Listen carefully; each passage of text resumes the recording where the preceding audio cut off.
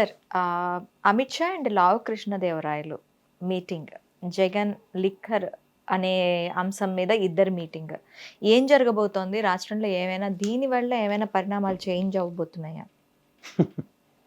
ఇప్పుడు ప్రతి దగ్గర కొండంతవి ఎలకనపడడం అలవాటైపోయింది ఈ కూటమికి. మీరు ఒకటి గమనిస్తే ప్రతిదీ రంగులు వేసారన్నారు, విజయవాడలో తుఫాన్లప్పుడు అన్ని అబాండాలన్నీ జగన్మోహన్ రెడ్డి చుట్టూ తిప్పుతూ లాస్ట్కి అగ్నిపునీతల బయట తీసి ఎన్నిస్తున్నారు. అలాగే ఇప్పుడు అసెంబ్లీలో అన్నిటికీ అడ్డగా దొరికిపోయిన తర్వాత ఇప్పుడు పార్లమెంట్ వేదికగా ఎంచుకున్నారు కూటమి. మనం పరంపరం మనం బాయి అని. బీజేపీ నేను మీరు కూటమే కాబట్టి ఏమీ లేకపోయినా అమాయకంగా ముసిగేసి ఆ సిసోడియాకిను కేజ్రీవాల్కి జల్ల కొట్టినట్టు, ఇక్కడ కవితమ్మకి జల్ల కొట్టినట్టు, ఇక్కడ మన ఆంధ్రప్రదేశ్లో కూడా జగన్మోహన్ రెడ్డి చుట్టూ లిక్కర్ స్కామ్ తిప్పి మేము ప్రతిదీ కాలక్షేపం కార్యక్రమం చేస్తున్నాం కాబట్టి ఇది కూడా చేద్దాం అన్నది ఒక టిప్ ఇచ్చేయడానికి ఇస్తే, అక్కడ జరిగిన పరిణామాల్లో ఆద్యంతం గమనించగలిగితే అక్కడ వైఎస్ఆర్సీపీ రూలింగ్లో ఉన్నా సరే విజయసాయిరెడ్డి చొట్టపాలను లోపటేయడం, బెయిల్ మీద బయటికి పోమడం, అలాగే మాగుంట శ్రీనివాసరెడ్డి గారి కొడుకును లోపటేయడం, బయటికి తీయడం, ఇవన్నీ పరిణామాలు ఆల్రెడీ హ్యాపెండ్ ఢిల్లీ లిక్కర్ స్కామ్కి సంబంధించి. ఇప్పుడు ఆంధ్రప్రదేశ్ లిక్కర్ స్కామ్ కింద బ్రహ్మాండంగా ఒక కొత్త నెరేటివ్ని స్టార్ట్ చేశారు. ఇప్పుడు సాధారణంగా మనం లంచగొండ వ్యవస్థ, ఈ ఉద్యోగస్తులు ఉల్లంఘనతనానికి లంచాలు తీసుకోవడం, రెవెన్యూ శాఖ, ఇవన్నీ మనం బాగా చూసాం కదా. ఇప్పుడు మనం డిమాండ్ సప్లై సూత్రం కూడా తెలుసు కదా, ఎక్కువ డిమాండ్ ఉన్నప్పుడే కదా సప్లైకి అనుగుణంగా 4 షాపులు ఎక్కువ వస్తాయి. కానీ 33% అంటే ఒక డేటా చెప్తాను నీకు ఎంత క్లియర్గా ఉండాలంటే, ప్రజలు ప్రతిదీ గొర్రెలు మన దగ్గర 10 మీడియాలు ఉన్నాయి, ఎలాగైనా మనం ఆడేసుకోవచ్చు, ఏదైనా చెయ్యొచ్చు, దాన్ని ఏమంటారు, మనం ఆడింది ఆట పాడింది పాట, ఏ మాట చెప్పినా ప్రజలు ఏమీ భయం పడరు, మన మాటలే అబద్ధాలని శాశ్వతంగా నమ్మేస్తారు అన్న అపోహలో వాళ్ళు ఉన్నారు. ఇప్పుడు చిన్న విషయం చెప్పాలి ప్రజలకి, 4380 షాపులు ఉండేవి, ఇది 2014 నుంచి 19 దాకా. ఈయన రావడం 2934కి కుదించాడు, 33% షాపుల్ని కుదించాడు. రెండోది, బెల్ట్ షాపులు 43,000 ఉన్నాయి. బెల్ట్ షాప్ అన్నది లేకుండా ఎత్తి కొదేసి అవతరిస్తాడు. ఇది 19 నుంచి 24 దాకా. ఇప్పుడు రాగానే ఎగేసుకుని పొగేసుకుని అంగాల్లో కూడా అమ్మేస్తున్నారు. సో ఉదాహరణకి జగన్మోహన్ రెడ్డి నిజంగా అవినీతి చేద్దాం, డబ్బులు సంపాదించేద్దాం అనుకుంటే ఇంకో డేటా కూడా చెప్తే దాన్ని బట్టి ప్రజలకి ఇక్కడి నుంచి నేను చెప్పింది అర్థం అవుతుంది. ఉదాహరణకి 14 నుంచి 19 దాకా తెలుగుదేశం గవర్నమెంట్లో 14 నుంచి 15 దాకా ఐఎంఎల్ మద్యం అంటారు, అంటే బీర్లు కాని మద్యం 2.88 కోట్లు అమ్మితే, బీర్లు కేసుల్లో 1.74 కోట్ల కేసులు అమ్మారు. 15-16లో 3.6 కోట్లు ఐఎంఎల్ మద్యం అనుకుంటే 1.75 కోట్లు బీర్లు కేట్లు అమ్మారు. 16-17లో 3.32 కోట్లు అనుకుంటే 1.78 కోట్లు కేట్లు బీర్లు అమ్మారు. 17-18లో 3.60 కోట్ల ఐఎంఎల్ మద్యం అమ్మితే 2.27 కోట్ల బీర్లు కేట్లు అమ్మారు. 18-19కి వస్తే 3.84 కోట్లు అమ్మితే 2.77 కోట్ల బీర్లు కేట్లు అమ్మారు. ఇక్కడ 2 ఏళ్ళు కరోనా కదా, మందు లేదనే ప్రజలు చచ్చారు కదా, అలా మాస్టర్ల లైన్లో నిలబెట్టి మందు అమ్మించారు, ఇవన్నీ బాధలు కదా వాళ్ళకి కరోనా టైంలో. ఇప్పుడు 19-20లో 3.8 కోట్ల ఐఎంఎల్ మద్యం అమ్మారు, 2.12 కోట్ల బీర్లు కేట్లు అమ్మారు. 2021లో కరోనా కదా, 1.87 కోట్ల ఐఎంఎల్ మద్యం, 57 లక్షల కేట్ల బీర్లు అమ్మారు. 21-22కి వచ్చేసరికల్లా 2.63 కోట్ల ఐఎంఎల్ మద్యం, 82 లక్షల కేట్ల బీర్లు అమ్మారు. 22-23లో 3.35 కోట్లు ఐఎంఎల్ మద్యం అమ్మితే 1.16 కోట్ల బీర్లు కేట్లు అమ్మారు. 23-24లో 3.32 కోట్ల బీర్లు అమ్మితే ఐఎంఎల్ అమ్మితే 1.12 కోట్ల బీర్లు కేట్లు అమ్మారు. అంటే మద్యం సేల్స్ కంపారిజన్గా రెండు చూస్తే కూడా 14-19 కన్నా 19-24 మధ్యలో అమ్మినవి ఎంత తక్కువ కనబడుతున్నాయి కదా, నెంబర్స్ లోనే కనిపిస్తున్నాయి కదా. షాపులు కుదించారు, నెక్స్ట్ సేల్స్ తగ్గిపోయి రేట్లు ఇవ్వడం 3 రేట్లు. మొన్న మీరు 14% కమిషన్ ఇస్తాను కదా 3,000 కోట్లు అని చెప్పారు. రెండోది, డబ్బులు మన దగ్గర ఉన్నాయనుకో, నీ జేబులో డబ్బులు ఉన్నాయనుకో, ఏం చేస్తావు, ఇల్లు కొనుక్కుంటావు, కారు కొనుక్కుంటావు. మన దగ్గర డబ్బులు లేనప్పుడే కదా లోన్ పెడతావు. అలాగే కదా మద్యం వ్యాపారం త్రూగా మనకి డబ్బులు సరిగ్గా రావట్లే, మన ఎక్స్పెక్టేషన్స్ లేవనే కదా బ్రెవరేజ్ కార్పొరేషన్ త్రూగా 20,000 కోట్లు అప్పు తీసుకుని 2 విడతలుగా 4,000 కోట్లు 8,000 కోట్లు మాత్రమే తీసుకున్న ఈ ప్రభుత్వం, అంటే 19 నుంచి 24 దాకా. ఇప్పుడు మీ ప్రభుత్వానికి ఇంకా 12,000 కోట్లు ప్రభుత్వం వ్యాపారం చేస్తే, ఇప్పుడు నువ్వు లాజిక్ మాట్లాడతావు. గతంలో జవహర్ గారు ఉండేవారు మినిస్టర్, ఆయన కూడా ఇలాగే డబ్బులు తినేసారంటే వాళ్ళ అప్పులు పాలైపోయి ఉన్న ఇల్లు కూడా అమ్ముకొని రోడ్ల మీద తిరుగుతుండే ఆయన. అలా అతడు సినిమాలో చూడు, ఒకే కారులో 10 మందిని 20 మందిని కుక్కి అన్ని కార్లు ఎందుకురా డీజిల్ దండగా అన్నట్టు ఒకే కారులోనే సీఎం ఆఫీస్కి రావడానికైనా ఎక్కడికైనా ఆయన ఊరి నుంచి మనుషులు నేర్చుకుని వస్తున్నాడు. అలా ఈ ప్రభుత్వం కూడా తన కడుపు కొట్టుకుని ప్రజలకు అర్థమయ్యే విషయాలు 2 విషయాలు చెప్పాలి. ప్రభుత్వం ఆదాయ వనరు సంపాదించుకోవడానికి 5 మార్గాలు నేను లక్ష్యాలు చెప్తూ ఉంటాను. ఒకటి ఆర్టీఏ వ్యవస్థ, రెండోది స్టాంప్స్ అండ్ డ్యూటీ, మూడోది పెట్రోలియం ప్రోడక్ట్, నాలుగోది లిక్కర్, ఐదోది మున్సిపల్ అథారిటీస్. వీటి ట్యాక్స్లే కదా. మీరు స్టాంప్స్ అండ్ డ్యూటీస్ పెట్టి అమరావతి తప్ప మిగిలిన అన్ని రేట్లు పెంచారు కదా, రిజిస్ట్రేషన్ ఛార్జీలు. అంటే రాష్ట్ర ఖజానాకి ఆదాయం వచ్చే మార్గమే కదా.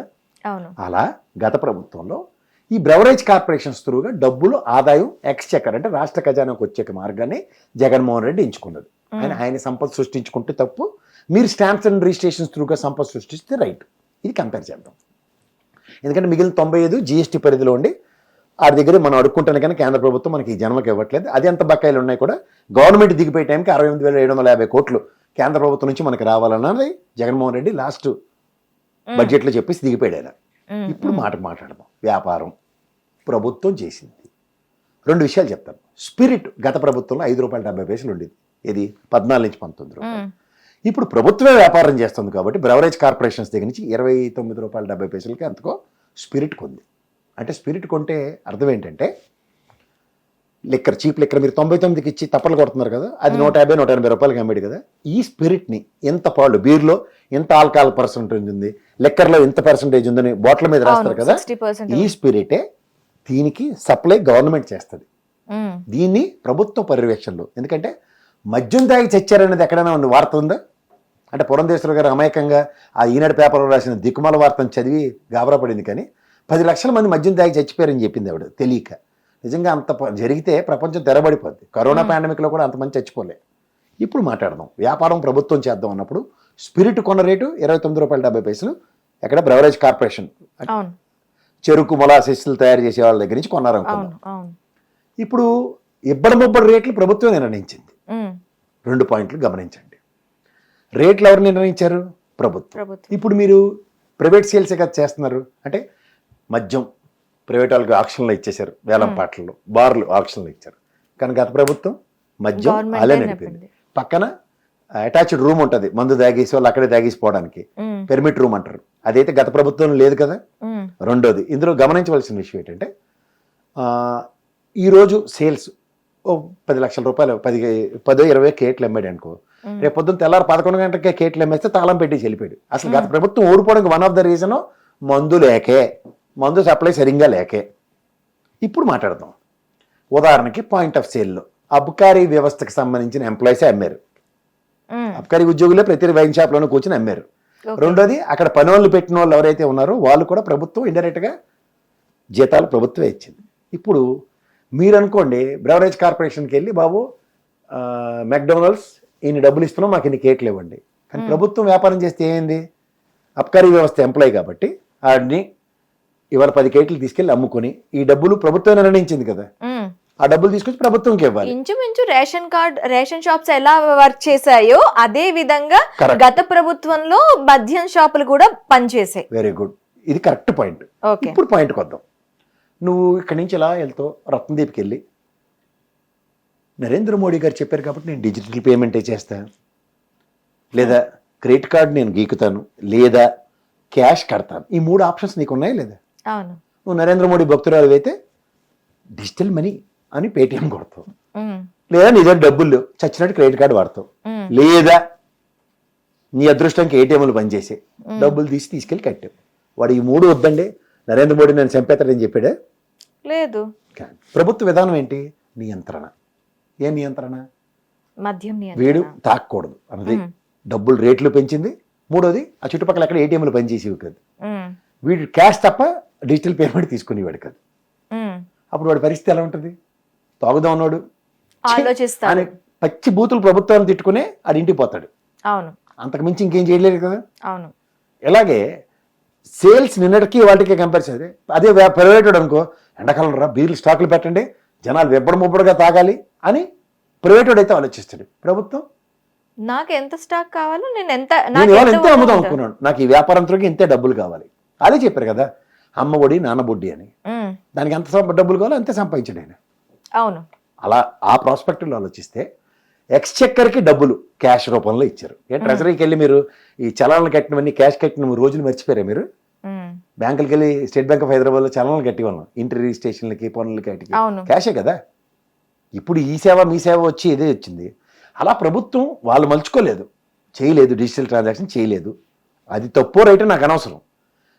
పాయింట్ ఆఫ్ సేల్లో ఇప్పుడు నేను 10 రూపాయలు వస్తుంది, 2 రూపాయల మార్జిన్తో 12 రూపాయలకి నీకు 10 ప్యాకెట్లు ఇచ్చాను అంటే 10 × 12 అనుకోండి, ఎంత 120 రూపాయలు.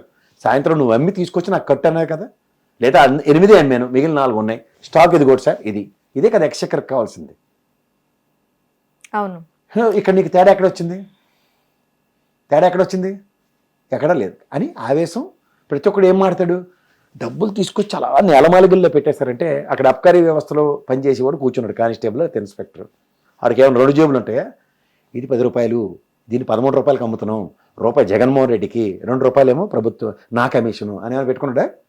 దాని మీద బాటిల్ మీద ఏ రేట్ ఉందో అదే అమ్మాడు. ప్రజల్లో ఎవడైనా సరే బాటిల్ మీద రేటు కన్నా ఎక్కువ రేటుకి అమ్ముతున్నాడు అని ఎవడని చెప్పాడే?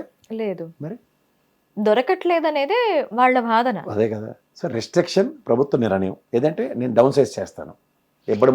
ఏదైతే ఎజెండా మద్యపాన నిషేధానికి అడుగులు వేద్దాం అనే దానికి నిదర్శనంగా ఈ మద్యాన్ని కుదించడం, మద్యాన్ని అందుబాటులో లేకుండా చేయటం, మద్యం బాటిల్ రేటు పెంచటం, ఈ ఏటీఎంలు చుట్టూ పని చేయకుండా చేయటం, ఇలాంటివన్నీ కూడాను మద్యం మీద ఒక విరక్తి కలిగే భావాన్ని గత ప్రభుత్వాన్ని తిట్టుకున్నా సరే ప్రజల్లో కనిపించేటట్టు చేశారు.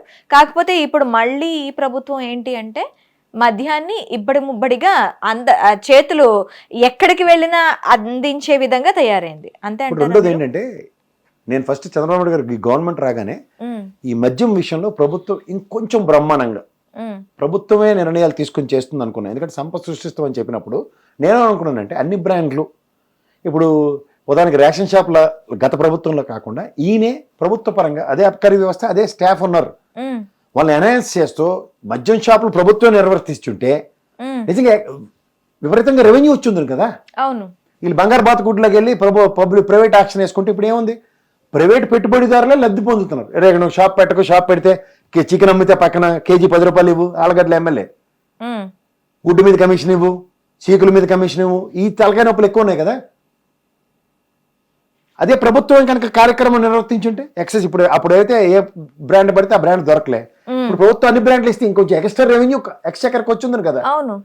అంటే ఆదాయ వనరులను సృష్టించుకునే మార్గం గత ప్రభుత్వం ఇస్తే వీళ్ళకి నచ్చక అది వద్దని పాత పాలసీని అడాప్ట్ చేసినప్పుడు ఫెయిల్యూర్ సక్సెస్. అది ఇన్ కేస్ అది సక్సెస్ అన్నా సరే ఒక్కసారి డబ్బులు వచ్చిన దానికి రెగ్యులర్గా డబ్బులు వచ్చేదానికి చాలా తేడా ఉంది కదా. ఇది నిరంతరం ఇన్కమ్ టు ద ఎక్స్చెక్కర్. ఈ ఇన్కమ్ని గండి కొట్టి ఒకేసారి యాక్షన్లో సంవత్సరం పాటు మళ్ళీ ఎదురు చూడాలి, మళ్ళీ వేలాలు 2 సంవత్సరాల తర్వాత మళ్ళీ ఆడికి ఏమొస్తుందో రాదో, ఈ డబ్బులు ఎంత ఆ డబ్బులు ఎంత, ఎందుకు ఈ తలకాయ నొప్పులు? సో ప్రభుత్వ విధానం కింద ప్రభుత్వం మలుచుకున్న ఒక నిర్ణయాన్ని వెసెస్ వీళ్ళు పాత నిర్ణయానికి ఎక్స్టెండ్ చేస్తూ ఈ డిస్పారిటీని అవినీతి అని చెప్తే నేనైతే యాక్సెప్ట్ చేయను. నాకు తెలిసి వాళ్ళు మీరు ఆప్కోలో లేకపోతే ఎక్కడైనా చేనేత వస్త్రాలు కొనుక్కుందారు, అక్కడ అవినీతి అంటే ఎవడో నమ్ముతారమ్మా?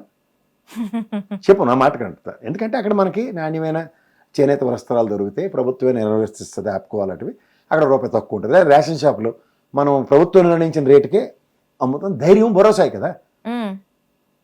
గతంలో ప్రభుత్వ సారాయి దుకాణాలు ఉండేవి, రేట్ ఫిక్స్డే కదా. అవును. అలాగే ఇది కూడా లెక్కర్ను కూడా ప్రభుత్వం ఒక కార్యక్రమం కింద నిర్వర్తించడం వీళ్ళకి నచ్చలేదు, వద్దనండి. కానీ దాంట్లో లొసుగులు ఉన్నాయంటే చాలా తప్పు అంటాను.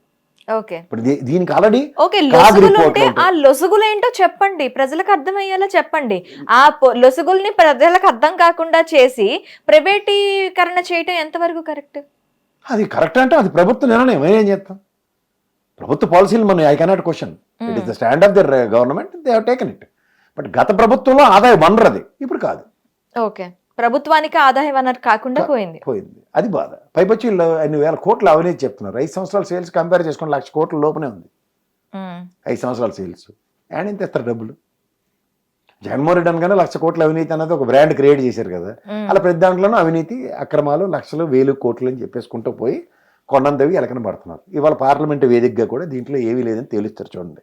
ఎందుకంటే కాగ్ ఆడిట్ రిపోర్ట్ ఉంటుంది. CAG audit is very clear కదా, స్పిరిట్ ఎంత కొంటున్నారు, ఎంత కమ్ముతున్నారు, దీంట్లో డీవియేషన్స్ వాళ్ళే అడ్రస్ చేయాలి కదా, వాళ్ళే వరదాకే అడ్రస్ చేయలే. 5 సంవత్సరాలు కాగ్ రిపోర్ట్లు తీసుకుంటే క్రిస్టల్ క్లియర్గా ఉంటుంది లిక్కర్ పాలసీలో రూపాయి లేదని.